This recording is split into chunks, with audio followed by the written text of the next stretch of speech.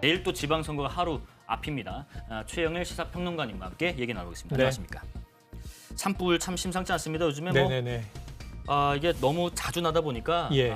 참 저희가 대응하는 데 있어서 상당히 좀 어렵고 애를 예. 많이 먹는데 그래도 아직까지는 뭐 인명 피해가 없다고 하니까 다행인 것 같습니다. 걱정은 뭐냐면요. 네. 지금 이제 오후 3시를 향해 가고 있는데 네네. 일몰 시간 이후에는 야간의 진화 작업에 이제 애로를 겪게 되는 걸 우리가 늘 보잖아요. 그렇습니다. 헬기도 뜨기 어렵고 네네. 사람들이 이제 불길에 가까이 가기도 어렵고 근데 지금 화선이 넓어지고 있고 네. 아까 말씀하신 대로 지금 이제 인가에서 가까운 쪽에서 반대로 밀고 올라가서 맞습니다. 산의 오분응선이 지금 불이 번지고 있는데 네네. 이 산을 타고 넘어가면 밀양시 쪽으로 가는 거예요. 그렇죠. 아까 보셨지만. 네네. 그래서 이게 오늘 그래도 해가 있는 동안 최대한 잡아놓지 않으면 위험하고 네. 지금 이제 밀양 지역에 관심이 다 쏠리고 있습니다만 네.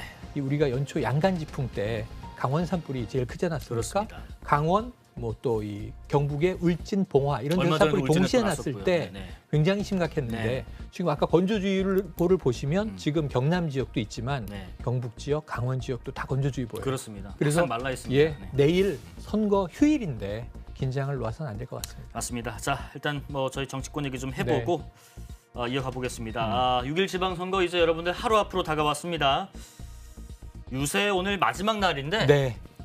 여야 어디에 지금 총력을 막판에 기울이고 있는지 궁금하네요. 네. 자, 그게 지금 여당을 보면요. 네. 좀 이제 전방위로 가고 있는데 이준석 대표 행보를 보면 제주로 갔어요. 제주로 갔고요. 근데 제주의 표심을 잡으려는 것도 당연히 있지만 네네. 또 이게 굉장히 재밌어요.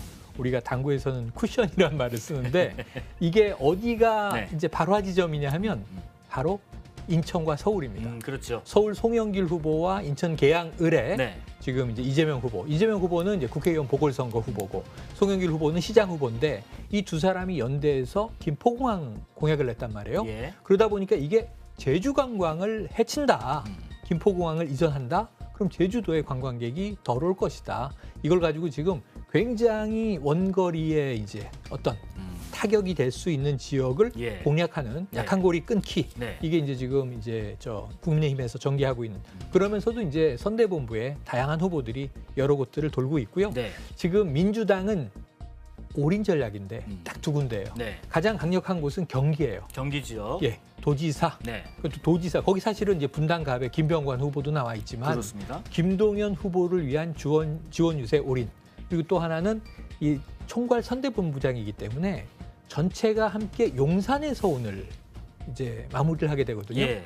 그런데 이재명 위원장이 올라올 법도 한데 인천 계양을 지역이 네. 지금 이제 접전이다. 심상치 않다. 그래서 오늘 마지막까지 네. 인천 계양을 유세에 최선을 다한다고 합니다.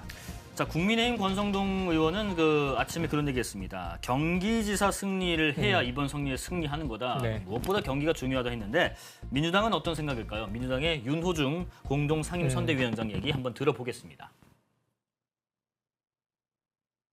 이번 선거가 이 대통령 취임 후 23일 만에 있는 선거이기 때문에 예. 저희 당으로서는 대단히 불리한 선거입니다. 호남, 제주 네 곳을 제외하고 편하게 이길 수 있는 곳이 없기 때문에요. 저희는 뭐 마지막까지 최선을 다한다는 생각이고요. 이 선거 결과와 무관하게 저희 당이 기대했던 이 선거 결과가 나오지 않는다고 하면 그 책임을 지는 건 당연하다고 생각합니다. 대단히 불리한 선거다 네. 하면서 호남, 제주 네 곳은 편하다. 야, 라는 요거 얘기를 해줬습니다. 좀 문제가 됐죠. 네네. 왜냐하면 제주 갔다고 조금 전에 이준석 대표가 갔다고 말씀드렸잖아요. 네네. 제주를 지금 막 공략하고 있어요. 김포공항을 예. 이전하면 제주에 타격이 간다. 네. 이런 얘기를 하고 있는데 그래서 오늘 이준석 대표 굉장히 좀 선정적인 표현. 제주 완박. 제주 완박. 예. 네네. 검수 완박을 네. 뭐 빌리는 얘기죠. 그리고 제주도 경제가 완전히 박살 날 수 있다. 이런 네. 이제 의미인데 네. 그런데 이제 문제는 제주는 편하다. 이런 얘기를 해버리니까 제주 이제 유권자 입장에서는 그렇습니다. 우리는 그냥 텃밭으로 생각하나 이렇게 또 생각할 수 그럴 있잖아요. 수도 있죠. 그래서 이제 괜히 네. 막판에 네. 또 역풍이 불면 안 되니까 저런 표현 하나하나 조심해야 되는 때가 그렇습니다. 바로 선거 바로 전날 오늘입니다. 네, 그리고 좀 전에 저희가 산불 소식 관련해서는 산림청장이 이런 얘기를 하네요. 만약에 진화 작업이 어려울 경우 야간 계획을 세워서 내일 오전까지 어떻게든 완전을 하겠다. 하여튼 이 시간 이후부터 해지기 전까지 최선을 다해서 그렇죠. 밀양 산불을 잡아보겠지만 만약에 어려울 경우가 있으니까 플랜 B로 야간 계획까지 한번 세워보겠다는 네. 소식까지 들어와 있습니다. 네. 자, 계속 이어가 보겠습니다. 지금 그 말씀하신 김포공항 이전 논란이 막판에 그 최대 변수로 지금 떠오른 네. 형국입니다. 국민의힘에서 또 파상 공세 나섰는데 이게 그 민주당에서 너무 호도하는 거다. 예, 예. 무슨 김포공항 옮긴다고 제주 지역에 그렇지 않다. 네. 이런 입장인 것 같은데 또 국민의힘은 느낌이 다른가 봐요. 김기현 국민의힘 공동선대위원장 최근에 제주 갔다 왔다고 하는데 제주 민심 어떻게 파악했는지 한번 보겠습니다. 네. 제주도 한 가보세요. 어제 제가 하루 종일 제주도에 있었는데요. 제주도 민심이 들끓어서 난리가 났습니다. 제주도 경제 한 70% 정도는 관광에 의존하고 있는데 기존에 있는 관광객 유입을 위한 인프라들 네. 더 많이 확충해줘도 신통찰판에 있는 걸 없애버리겠다. 그러니 제주도 민심이 들끓죠. 제가 이제 찬반 투표를 거리에서 네. 스티커 붙이기로 했는데요. 압도적으로 김포공항 폐지하면 안 된다는 쪽에 스티커가 잔뜩 붙었습니다. 압도적으로 걱정하고 우려하는 쪽에 스티커가 엄청 붙었다는 네네. 게 김기현 의원의 주장입니다. 뭐 그럴 수 있습니다. 그럴 수 있다고 보고 제주도민 입장에서는 지금 선거 막판에 아까 제주는 편하다 이런 표현에도 좀 마음이 불편할 수 있고 네. 그런데 지금 이제 여당 쪽에서는 안 그래도 새 정부 원 없이 일하게 좀 밀어주십시오 하는데 네. 제주 민심은 그와는 조금 다른 결이었는데 아니 민주당이 지금 제주도를 위한 공약을 내도 마땅치 않을 판에 제주도에 피가 가는 공약을 예. 또 서울, 인천 연계로 내지 않았습니까? 그렇습니다. 근데 여기에 대해서 민주당은 오늘 또 긴급한 대응이 있었어요. 네네. 공약 아니다. 공약 아니다. 예, 뭐냐면 이게 초장기 연구 과제다. 아. 그 예를 들면은 뭐 지금 이재명 그 후보가 네. 당선된다고 가정했을 때 네네. 이게 재보궐이기 때문에 네. 다음 총선까지 2년이에요 임기는. 그리고 이제 송영길 후보가 만약 뭐 서울시장이 됐다고 가정했을 때 네. 임기 4년이에요. 김포공항 이전 그 전에 못 봅니다. 음. 이게 한 20년 걸려야 될까 말까 하는 일인데 네네. 뭐 서울연구원, 인천연구원 이런 데서 이 김포공항 부지를 어떻게 잘 활용하고 네네. 또 공항은 오히려 피해가 아니라 확대될 수 있는 방안을 대안을 어떻게 찾을지를 그렇습니다. 오래 연구하자는 얘기다. 네. 근데 이게 공약으로 잘못 와전됐다. 예. 근데 사실 취재 기자는 공약이라고 한 게 맞는데 또 이제 이런 입장이에요. 그래서 이걸 좀 수습하는 게 지금 민주당 부분이고 또 하나는 재밌는 지점이 있어요. 네네. 국민의힘 일부 인사들도 네. 김포공항 이전 얘기를 했다는 거예요. 그렇죠. 심지어는 이번에 지방선거잖아요. 네.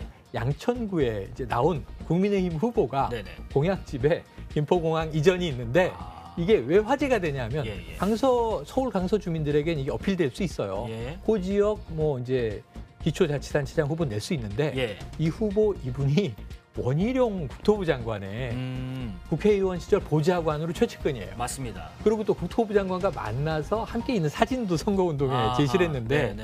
자 그러니까 원희룡 국토부 장관도 제가 양천구에 제시한 예. 인천공항 이전 공약을 밀어줄 것이다. 예. 이런 전제가 있을 수 있고 그렇습니다. 또 국민의힘에서도 이제 과거에 김포공항 이전 얘기가 없었던 게 아니기 때문에 네.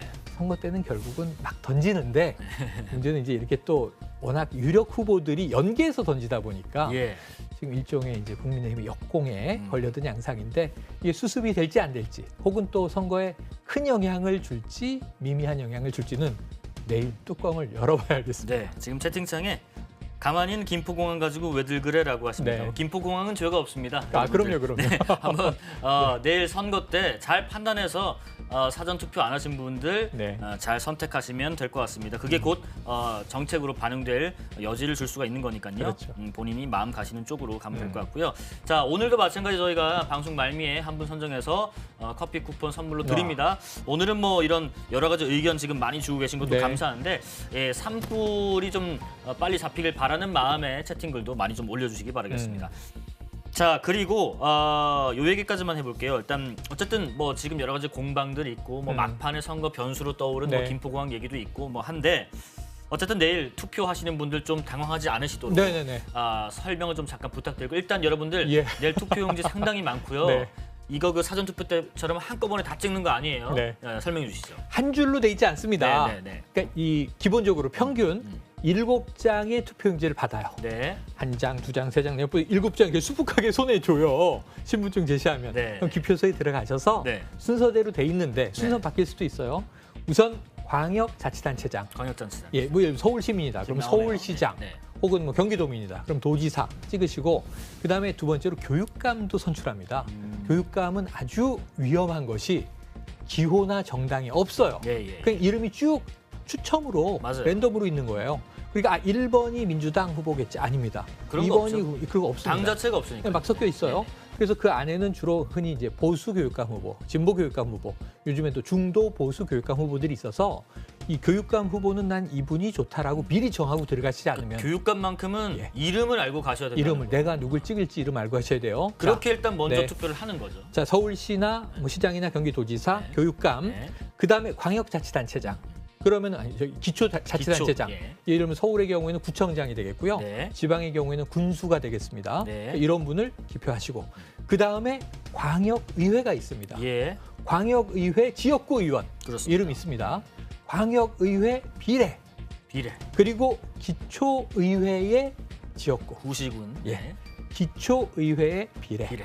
이렇게 해서 7장인데 국회의원 재보선이 있는 지역이 7군데 네. 이 지역은 한 장 더 줍니다. 주죠. 네. 안철수를 찍으실지 뭐 이재명을 찍으실지 상대 후보를 찍으실지 그러면 8장이에요 기본. 그래서 많은 곳은 8장 최대 네. 네. 기본은 7장. 저는 서울의 이제 동작구 주민인데 사전투표 첫날 딱 갔더니 6장이더라고요. 6장. 좀 지역마다 적네요. 달라요. 지역마다 달라서 네. 세종시는 4장, 네. 제주는 5장. 그래서 이게 확실히 체크를 하시고 우리 지역은 6장이 맞습니까? 네. 7장이 맞습니까? 받아서 순서대로 잘 기표를 하셔서 각각 접어서 넣으셔도 되고요. 네. 또 어떤 분은 뭉쳐가지고 한번 접으셔서 넣으셔도 되고요. 그렇습니다. 헉 7장이요. 투표용지 받으면 손이 무겁게 없어요 하시는 분도 계시고 한 장이 아니었구나 하시는 분 한 계십니다. 장입니다. 잘 보시면 됩니다. 여러 네. 장이고요. 네. 두 번에 나눠서 투표함에 투표한다는 거 그렇죠. 기억하시고 또 이번에도 또 유효표, 무효표 나오지 않도록 잘 찍으셔야 됩니다. 그 사실 조금 이렇게 좀 조금만 신경 쓰면 저기 그 여기 칸 안에 들어가는데 얘들이 다 있네요. 이게 뭐 이름에 넣는다든지 아니면 넘어간다든지 하면은 뭐 그리고 괜히 이제 뭐 난 이 후보가 좋아라고 쓰고 뭐 이렇게 하지 마시고 하면 다 무효표 되니까 동그라미 V 예. 체크 다 안 됩니다. 그냥 이제 이름 옆에만 딱 찍으시라. 다만 이런 경우는 있더라고요, 그죠? 이름 옆에 정확히 기표를 했는데 그 밑에 이렇게 뭐 아예 아무 해당되지 않는 그 빈 여백에 뭐 엉뚱한데. 데이터 이런 건 뭐 유효 예. 쳤다. 그리고 저거는 이제 아무 의미 없어 보이니까. 기표란에 정확히 썼는데 이름에도 있다. 이것도 유효. 네네. 그리고 이제 애매하게 걸쳐 있는데 접선해서 한 후보자 누군지, 그러니까 밑에 지금 해도송이라는 사람은 네. 밑에 누가 없기 때문에 누가 봐도 이 사람이다 그렇죠, 싶으면 그렇죠. 이제 이거는 유효 이렇게 된다는 거. 나머지 무효표는 이 경우 아니면 다 그렇죠, 무효표로 그렇죠. 돌아갑니다. 알고 찍으셔야 됩니다. 네, 자 그리고 정치권 얘기 조금 더 이어가 보겠습니다. 네. 저희가 지금 산불 소식은 계속해서 좀 설명을 들어온 대로 드릴 수 있도록 하겠습니다. 오랜만에 전 이 네. 이 용어를 불러봐요. 특감반, 특별감찰관. 이거 제가 예전에 한 네네네. 5, 6년 전에 취재를 엄청 했었는데 뭐 이석수 특별감찰관 네. 얘기 나왔고, 근데 문재인 정부 때는 또 특별감찰관을 임명하지 않는다고 그러니까요. 국민의힘이 강하게 야당 시절에 비판을 했죠. 네, 근데 또 이번에 윤석열 대통령이 아니 당선인 시절부터 네. 특별감찰관 제도 다시 시행하겠다라고 했는데 제대로 하겠다. 이거 안 하는 거 아니야라는 예, 예. 얘기도 나오고 있어요. 일단은 지난달에 인수위에서 다시 한번 얘기했었거든요. 네. 특별감찰관 제도는 하겠다. 그때 당시 브리핑 내용 잠깐 듣고 말씀 네. 나눠보겠습니다. 법무부는 업무 보고를 통해 차기 정부에서 특별감찰관이 정상 가동될 예정이므로 예산 운용 등에 대해 대비하겠다는 입장을 밝혔습니다. 대통령의 배우자 및 사촌 이내 친족, 대통령 비서실 수석 비서관 이상 공무원의 비위를 상시 감찰하는 특별감찰관 제도가 2016년 9월 특별감찰관 사직 이후 현재까지 공석입니다. 특별감찰관의 공석 상태와 특별감찰관보, 특별감찰과장 등의 사직 및 임기 만료로 인해 특별감찰관은 현재 운영지원팀 3명만 근무하면서 조직 유지를 위한 행정 업무만 수행하고 있습니다. 특별감찰관은 대통령 소속 독립기구이나 특별감찰관의 예산은 특별감찰관법 소속 부서인 법무부에 편성되어 있습니다. 아울러 법무부는 특별감찰관과 업무 관련성이 미미하므로 특별감찰관법 개정을 통해 특별감찰관에게 국가재정법상 중앙관서의 장 지위를 부여할 필요가 있다고 제안하였습니다. 한다고 했는데 네네, 왜 한다고 했죠. 지금 뭐 폐지하니만이 얘기가 나왔고 네. 그래서 지금 오늘 이 시간 이 순간까지 어떻게 일단락이 된 건지 자, 궁금해요. 이제 발단은 이렇습니다. 네, 네. 인수위 때도 그랬고 후보 시절 내내 네. 두 가지 공약이 특별감찰반은 뭐냐 아까 말씀한 것처럼 네. 자 대통령의 친인척 사촌 이내 그렇습니다. 혹시 무슨 비리 권력형 비리가 있는 거 아니냐 또 수석 비서관 이상 뭔가 비위에 관여된 거 아니냐 이걸 그리고 이제 대통령 바라보는 배우자, 거예요. 배우자까지. 네, 대통령 배우자 네. 가족 직계 네. 가족. 네. 자 그런데 문제는 이 윤석열 후보 시절에 네. 민정수석실 폐지한다. 그렇습니다. 그리고 이번에 폐지했어요. 네네네. 예, 민정수석 없습니다. 그런데 민정수석실이 하는 역할도 같은 거예요. 네네. 대통령의 이제 친인척과 네. 그 주변의 측근 비리를 감시하는 거죠. 수사도 하고 예. 뭐 수사권은 없습니다만 이제 수사 의뢰도 하고 조사를 하는 건데 자, 문제는 민정수석이 없으면 그러면은 권력형 비리가 생기면 어떡하죠? 특별감찰관이 있지 않습니까? 네. 이거 부활시키겠습니다. 사실 오래된 건 아니에요. 박근혜 정부 때 시작이 돼서 그렇죠. 하다가 그때 이석수 감찰관이 문제가 있어서 서로 사실 권력과 부딪혔어요. 그리고 사직한 이후에 네. 문재인 정부는 이제 임명하지 않았어요. 대신에 민정수석실이 가동이 됐죠. 예. 자, 그런데 이번 정부는 민정수석은 없습니다. 그러니까 그럼 특별 예. 특감반 어디로 가요? 없어요. 특별감찰관은 그럼 그런데- 어디에서 시작이? 그런데 이게 폐지한다라는 언론 보도가 나온 거예요. 그럼 대통령의 친인척이라든가 권력형 비리, 수석비서관 이상은 누가 수사한단 말인가? 검경이 하면 되지. 검찰에서. 예를 들면 지금 인사검증도 네네. 법무부로 내려가 버렸지 않습니까? 음. 근데 여기에 대해서 야당의 민주당은 아니 안 그래도 지금 뭐 소통령이다, 왕장관이다 이런 얘기를 듣는데 민정수석실 기능을 법무부에 붙여주는 거 아니냐? 검찰도 거기 있지 않느냐? 네네. 근데 심지어 특별감찰관도 폐지하면 이것도 법무부에 주는 거 아니냐? 민주당은 이렇게 얘기해요. 대통령 측근의 비리를 네. 대통령 측근에게 다 맡겨버리면 이게 조사가 제대로 되겠는가? 그럴 우려가 있죠. 예, 그래서 이제 부랴부랴 대통령실에서의 발표는 폐지한다고 얘기한 적 없다. 다만 더 좋은 시스템을 고안하기 위해서 여러 가지 검토와 노력을 해보고 네네. 할 거다. 할 건데 개선해서 할 것이다. 그래서 이제 이 특별감찰관의 업무에 대해서 아까 이제 사실 인수위에서도 법적인 문제를 좀 얘기한 바는 있어요. 그렇습니다. 이게 법무부에 관련된 법으로 대통령 직속으로 있다 보니까 문제가 좀 있다. 근데 개선 사안이 있긴 있다는 거예요. 그래서 더 잘하기 위한 검토 과정이다. 그래서 폐지 아니다라고 얘기했기 때문에 예. 이건 일단은 수습 국면인데 좀 지켜볼 필요가 있겠습니다. 예, 그 장제원 의원 페이스북 잠깐 아우, 띄워주시죠. 네네네. 장제원 의원이 한마디 했습니다. 세게 했어요. 그 윤석열 대통령은 그럴 사람이 아니다. 이거 특별감찰관제도 하신다고 했으니까 네. 할 건데 뭐 그것도 그거지만 대통령실 잘해라. 각성해라. 만약에 네. 이런 얘기가 대통령실에서부터 지금 나와서 혼선을 준 거면 네네. 문제 있는 거다. 네. 대통령실 잘해라라고 오히려 이제 대통령실의 어떤 그 뭐 입단속 내지는 네. 분명히 방향을 잡는 것들에 예. 대해서 좀 경고 메시지를 장제원 의원이 했습니다. 일단 뭐 네. 분발하는 얘기겠죠. 일단은 뭐 언론에는 대통령실 관계자 발 네. 이제 뭐 특별감찰관 폐지할 것 뭐 이렇게 보도가 보도가 되다 나오고. 보니까 네. 저런 식으로 이제 딱 대통령을 보호하면서 각성 이렇게 강하게 치는 건데 또 이어서 권성동 원내대표는 아니다. 특별감찰관 필요하다. 여야 합의로 추천하게 돼 있다. 예. 그래서 민주당과 합의해서 네. 특별감찰관 추천할 것. 그러니까 이제 대통령이 임명하란 얘기예요. 예. 그러니까 이런 얘기를 해서 지금 당의 분위기는 이거 폐지하면 큰일 납니다. 지금 민심이 이제 굉장히 이제 부정적이 될 수 있습니다. 예, 하는 예. 입장인 것 같고 선거기 때문에 특히 더 그렇고요. 네, 네. 그래서 특별감찰관에 대해서는 아마 폐지하기는 어려워진 상황 아니냐 네. 이렇게 해석이 되네요. 자, 그리고 또 하나 대통령실 관련해서 음. 얘기가 하나 더 있습니다.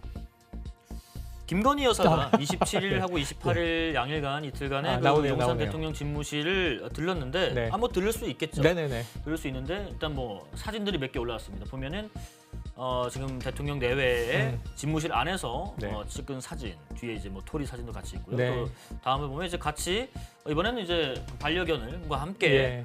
아주 좀 캐주얼한 복장으로 찍은 사진. 이것도 마찬가지 이런 사진들. 근데 이런 사진들이 이제 대통령 영부인 김건희 여사의 네네. 팬카페에 있는 계정에 예. 이게 올라왔다. 네. 그러니까 처음에는 아니 여기에 이렇게 막 널름널름 네. 너무 이렇게 좀 쉽게 네네. 대통령 부인이 가는 거 아니야? 이거 네네. 좀 그렇지 않나라는 얘기가 나왔더니 네. 그 사진 보이시죠? 그 오바마 전 대통령 예. 그런 사람 미국에서도 보면 딸과 뭐 놀고. 애들도 데리고 오고 뭐 예. 집무실에서 이렇게 뭐 숨바꼭질도 하고 다음 사진. 네, 다음 사진요. 뭐 같이 이제 미셸 미셸 오바마. 오바마 여사도 와서 이렇게 좀 뭐 익살스러운 제스도 취하고 마지막 사진요. 네. 심지어는 이제 반려견 오바마 대통령도 역시 반려견을 데리고 와서 이렇게 놀고 있는 네네. 모습도 있다. 네. 미국에서도 그러고 마지막 사진요. 문재인 전 대통령 내외도 네. 김정숙 여사도 김정숙 이제 여사도 집무실에 와서 갔었다. 같이 이렇게 편안하게 사진도 찍고 했지 않느냐. 네네. 뭐가 문제냐 이랬는데 예. 오케이 좋아. 그러면 이렇게 오는 건 그렇다 쳐. 네. 이 사진을 그러면 누가 찍었고 그렇죠. 어느 루트로 네네. 해서 이게 공개가 된 거야. 네. 그거 내용 밝혀봐 했더니 얘기가 좀 왔다 갔다 왔다 그러니까 갔다 했어요. 이게 두 가지 문제가 네, 있어요. 네, 네. 자, 평일에 뭐 금요일, 토요일 네, 방문했다는 네, 거예요. 휴일에는 그럴 수도 있다. 근데 평일은 대통령은 24시간 네. 북한 도발도 있고 아주 엄중하게 지금 경제 상황, 안보 상황, 외교 상황 대응하고 있는데 네. 평일날 그 여사, 과거 영분이라고 불렀죠. 네, 네. 이 집무실에 오는 건 좀 아니지.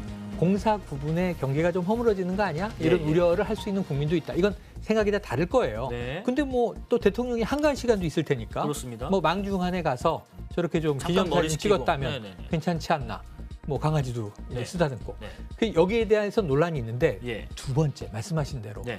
자, 이거를 누가 찍어서 어디다가 올렸나를 보니 자, 첫 번째 누가 찍었는지에 대해서 대통령실 관계자가 좀 이거 대통령실 직원이 찍은 거 아니라고 아니에요. 했었어요. 그러면은 가능성은 두 개인데 네. 그럼 누구야? 김건희 여사가 찍었거나 본인이 찍었구나. 근데 사진을 보니까 이게 직직 셀카 아니잖아요. 아니잖아요. 그러면 누군가 찍어줬을 텐데 그 사람은 제3의 누구야? 인물이 있는가? 누가 따라갔지? 네. 자, 그래서 이제 첫 번째는 그리고 또 하나는 기자들이 요새 불만이 있어요. 대통령실 1층에 프레스룸에서 근무하려면 네. 지금 이 폰에다가 보안 앱을 깔라는 거예요. 맞아요. 근데 기자들이 보안 앱을 여기다 깔면 녹음도 안 되고 맞아요. 카메라를 사용할 수 없어요. 그렇습니다. 그러면 김건희 여사는 대통령 집무실은 1급 기밀 보안 구역인데 앱 안 깔고 들어갔네? 대통령의 최측근은 안 깔고 들어가고 기자들한테만 왜 깔라고 한 거야? 사진이 찍히잖아요? 그래서 이제 이 사진을 누가 어떤 폰으로 찍었으면 네. 왜 이게 보도 사진도 아니고 대통령실이 공개한 것도 아니고 김건희 여사의 팬카페에 느닷없이 툭 나온 건가? 5장 사진입니다. 네. 그래서 첫 번째 출처, 이 찍은 자, 그리고 기기, 그리고 왜 팬카페. 그래서 이게 다 비공식 루트로 보여지니까 문제인데 대통령실이 놀라서 자 대통령실 직원이 찍은 바 없습니다 했다가 나중에 자 김건희 여사의 폰으로 이 대통령실 의전실에 있는 네. 직원이 찍어준 게 맞다. 그러니까 폰은 여사의 폰이고 찍은 사람은 대통령실에 근무하는 직원이다. 이렇게 해명을 했는데 요 사진 약간 확대하면요. 네. 또 지금 또 논란이 김건희 여사가 손에 이렇게 핸드폰 같은 걸 쥐고 있는 장면이 있어요. 네. 그럼 김건희 여사 핸드폰은 손에 쥐고 있는 거 아니에요? 근데 김건희 여사 폰으로 찍었어요. 또 이런 또 이제 문제도 제기가 되고 예, 예. 지금 조금 진위 논란이 계속 이제 일파만파 나오고 있는데 네. 자 문제는 하나입니다. 이 집무실을 포함해서 대통령이 집무하는 영역 전체 지금 용산이죠. 용산 대통령실 이 모든 사진들은 공식적으로 관리되는 게 맞아요. 대통령 공보실 네. 그리고 전속 사진사 그러니까 찍어서 이것을 공보실이 오히려 공표하고 네. 그리고 그걸 팬카페에서 가져다가 김건희 여사가 대통령과 이런 시간을 보냈습니다. 집무실에서의 모습, 이 애경과의 모습 아름답지 않습니까? 그랬으면 아무 문제가 없을 텐데 왜 이게 팬카페에서 처음 툭 공개가 되면 네. 또 누가 찍었는지 어떤 폰으로 찍었는지가 어물어물되다가 이 수습이 되느니 안 되느니 지금 하는 게 문제고 또 하나는 네. 김건희 여사가 지금 이제 야당의 시각으로 보면 지금 이제 수사 여부에 대한 문제가 있잖아요. 네. 그런데 아니 지금 도이치모터스 주가 조작 문제 또는 이제 그 모친과 관련돼 있는 사안 또 허위 경력 문제 이런 거 제대로 처리가 안 되면서 이 대국민 사과를 대선 과정에서 한 번 할 때 내조만 하겠다 이런 얘기를 했는데 네. 저렇게 집무실을 그냥 쉽게 드나들면 내조만 하지 않고 적극적으로 좀 국정에 개입하는 거 아닐까 하는 국민적인 의구심 이런 것들을 좀 앞으로 해소해 나가는 게 큰 과제가 될 것 같습니다. 상승고선님이 아주 해안에 가득 찬 얘기를 해주시네. 네. 밉게 보면 뭘 해도 밉고 맞아요. 그럴 수 이쁘면 있죠. 뭘 해도 이쁘고 그렇죠. 흐흐 하십니다. 예. 근데 뭐 딱 근데 공사 경계 그거는 그런 부분을 대통령실은 엄중하니까 그렇습니다. 그걸 좀 지켜주시면 되겠습니다. 뭐 이제 그리고 이제 대통령 내외를 보좌하는 네네. 그 대통령실에서 조금 더 뭐랄까요? 네. 적극적이면서도 잘- 분명하게 좀 잘 관리를 메시지를 해주셔요. 관리했으면 좋겠다는 휴일에 바람이 뭐 공식적으로 네. 찍어서 공식적으로 공개했더라면 이 김영주 기자님 집무실 가게 되면 저도 좀 불러주세요. 알겠습니다. 사진 찍어주세요. 네, 갑자기. 네, 갑자기 느닷없이. 자, 그리고 한 두 가지 소식만 더 전해드릴게요. 네. 지금 국민의힘 이준석 대표가 네네. 지금 뭐 우크라이나 네네. 이제 지방선거 이후에 몇몇 의원들하고 이제 한번 방문한다라는 보도는 이미 나왔습니다만, 네, 그렇습니다. 자, 근데 이걸 두고 지금 얘기가 끊이질 않고 꼬리에 꼬리를 물고 있어요. 일단 첫 번째는 네. 이준석 대표가 윤 대통령에게 음. 우크라이나 대통령한테 전달할 친서를 좀 주면 안 되겠느냐. 네네네. 근데 이거를 또 네. 거부했다. 네.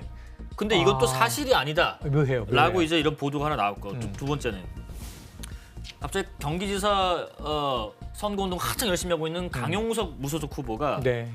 이준석 대표 출국 금지. 어딜 나가 검찰 가서 네네. 출국 금지 요청했어요. 왜?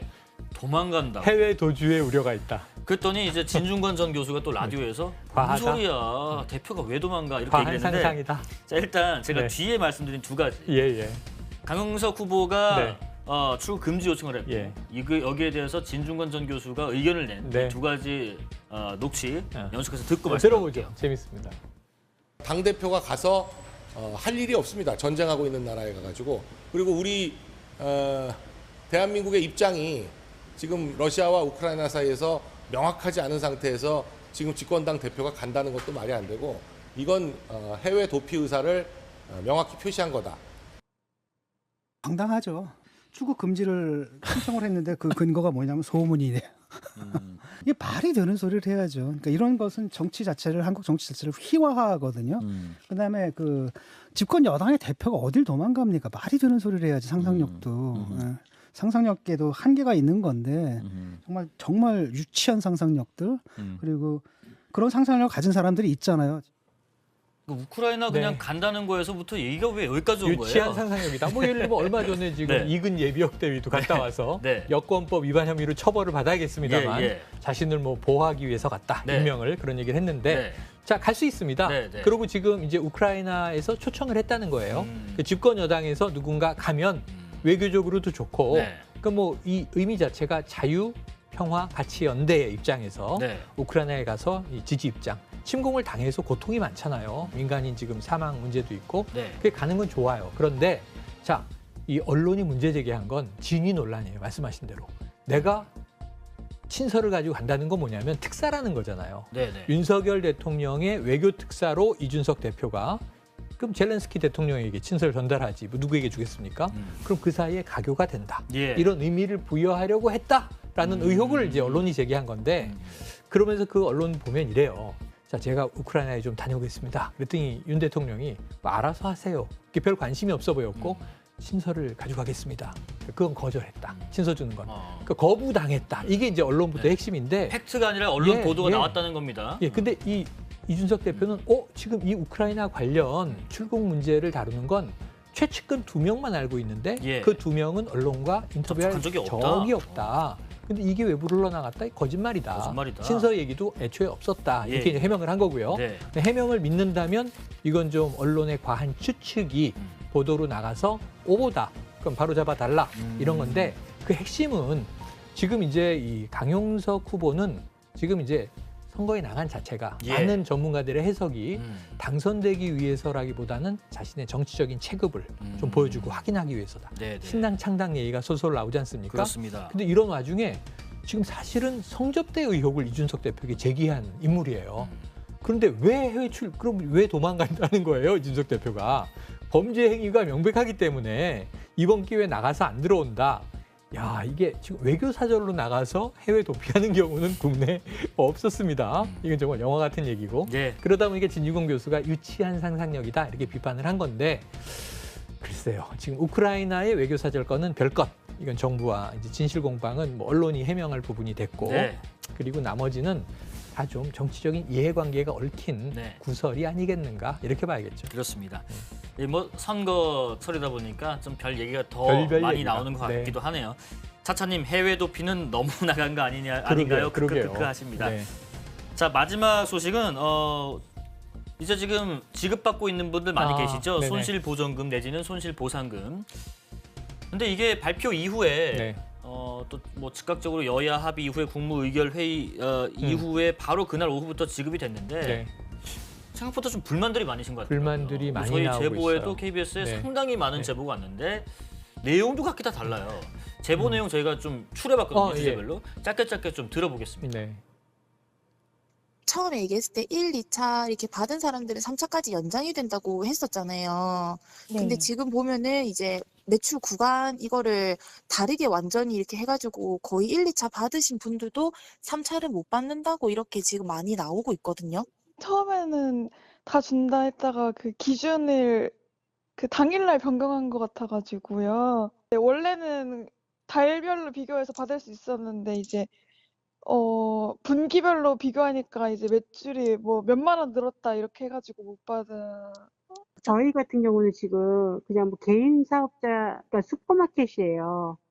지금 제가 슈퍼마켓 저희 그 조합에 들어가 보니까 거기에서도 받는 분은 받고 못 받는 분은 못 받더라고요. 그러니까 분류가 어떻게 나뉘어져서 못 받는 건지 이게 1, 2차 지원금 받았는데 왜 이거 못 받아 이렇게 얘기를 하니까 문자까지 왔는데라고 얘기하니까 제가 할 말이 없는 거야, 할 말이. 왜 문자까지 보내갖고 사람을 못 받는 사람한테 왜 그러냐 이렇게 얘기를 했더니 오류로 잘못 보낼 수도 있어요 이러길래 정확하게 확인을 하고 보내야지. 근데 확인해 보세요도 아니고 대상자입니다. 신청하세요 이렇게 얘기하는 거하고 확인해 보세요하고 다른데 왜 그렇게 보냈냐 이렇게 얘기를 했거든요. 저는 지금 이제 그 수급자 입장이거든요. 근데 보니까 전번에는 전체 국민으로 나왔기 때문에 이게 티가 안 나는데 이번에는 그 저소득층만 그걸 주면 시장가서 쓰게 되면은 저소득층이 수급자 티낸 거랑 똑같거든요. 그건 인권 문제도 있고 사실은 저소득층이 무슨 정책에 맨날 그 실험 대상이 되는 것 같기도 하고.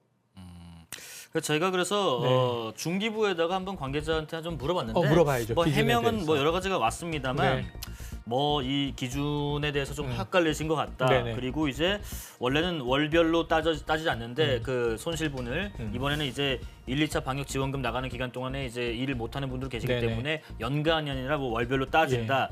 그래서 이제 좀 그렇게까지 배를 해드린 거다. 그다음에 고지도 마찬가지로 저희가 변경 당일에 한 게 아니라 네. 그 전에 했는데 좀 안내를 좀 늦게 받으신 것 같다. 여러 가지 예. 답을 줬고 마지막에 그 대상자 관련된 문자 여부는 이게 알고 보니까 좀 피싱 문자일 가능성이 있으니까 조심하시라 이런 답들은 왔습니다만 안내나 문제는 있어요. 고지나 네네. 이런 것들이 조금 더 이 받는 사람 입장에서 네네. 생각했다면 당연하죠. 이런 불만이 이렇게 네. 그러니까 이분들이 공통적으로 왜 이것밖에 안 주냐는 없어요. 예. 주긴 주되 네. 좀 주려면 좀 절차나 기준이 좀 네네. 명확했으면 좋겠다라는 바람들이 그러면서 네네. 당연히 대상일 줄 알았는데 대상에서 빠진 분들 입장에서는 네네. 상실감이 오히려 더 크겠죠. 네. 한번 생각을 해보세요. 지금 1, 2차 때 지원받은 분은 3차도 자동으로 지원이 된다. 예. 이렇게 알고 있었어요. 네네. 과거에는 그렇게 또 이제 계속 얘기를 해왔는데 자, 이번에 매출 산정 기준이 바뀌었다. 예. 근데 이게 중기부 입장을 보면 더 정확해졌다는 거예요. 그렇습니다. 근데 그것도 맞아요. 왜냐하면 지금 시기가 5월이지 않습니까? 6월로 내일이면 바뀌지 않습니까? 네. 추경이 처리됐고 어제 정오부터 신청받아서 주는데 굉장히 많은 분이 신청해서 오늘 벌써 80% 가까이가 막 이제 신청을 받고 그렇습니다. 지급되기 시작을 한 거예요. 자, 그런데 당연히 대상인 줄 알았는데 왜 빠졌지? 그러고 보니까 매출 기준이 더 정확해진 거예요. 네. 왜냐면 2021년 기준, 저는 프리랜서니까 5월 정산하는데 정산 다 했고 오늘까지 지난해 세금을 다 낸 상태예요. 냈고, 네. 네네. 그런 상황이면 이제 문제는 지난해 이 매출 기준은 딱 정리가 됐잖아요. 네네네. 그걸 기준으로 해서 준다. 근데 전에는 월별로 매출이 떨어지면 준 적도 있고 예. 그다음에 이번에는 왜 그걸 분기로 끊어서 하니까 월별로 하면 지난달에 비해서 이번 달에 매출이 떨어졌는데 분기로 하니까 지난 분기가 매출이 더 높아. 그럼 이번에 매출이 안 떨어진 걸로 나오는 바람에 몇만 원 때문에 대상이 아니래요. 그럼 이게 기준이 엄격해졌다고 관청은 얘기할 수 있지만 개인 입장에선 이게 기준이 정교해진 거야? 기준이 바뀌는 바람에 대상이었는데 탈락돼 버렸네?